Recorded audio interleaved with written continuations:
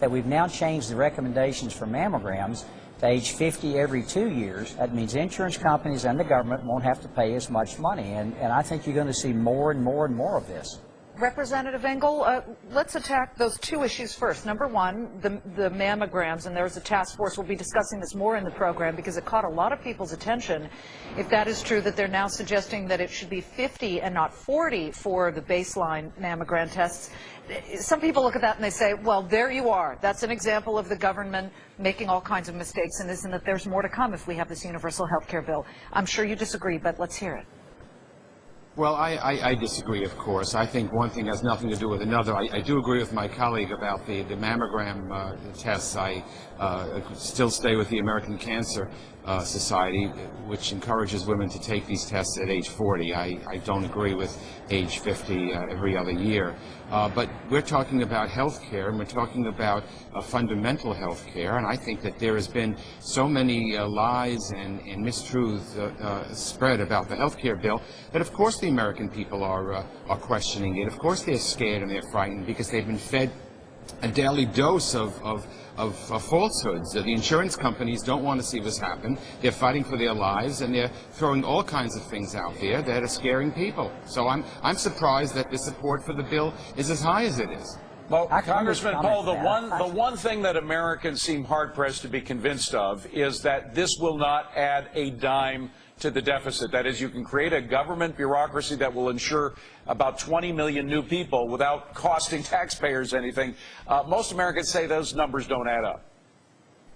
Let's just look at the history of spending. Medicare came online in 1965 as a $3-4 billion program. The government estimates were in 1990 it was going to be a $15 billion program. It was a $90 billion program.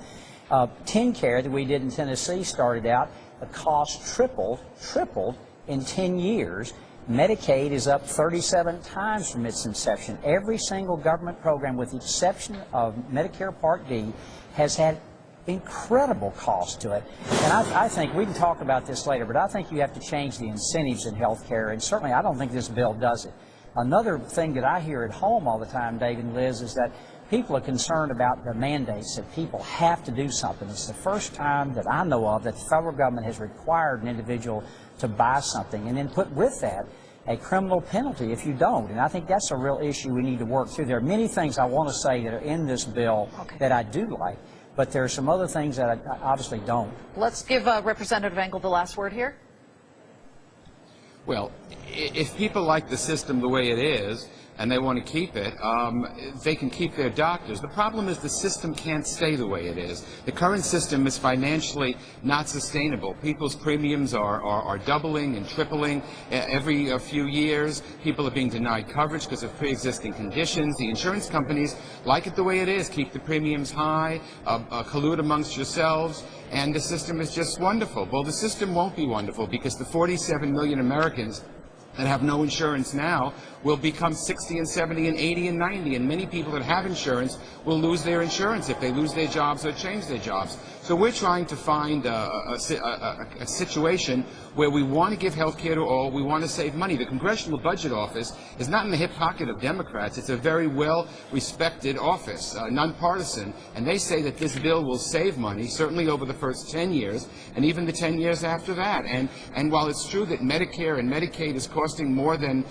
initially thought, who would not have Medicare or Medicaid today? I mean, the program is a good program. Sometimes we should budget extra money for health care and not for tax breaks for the rich, as the previous administration did.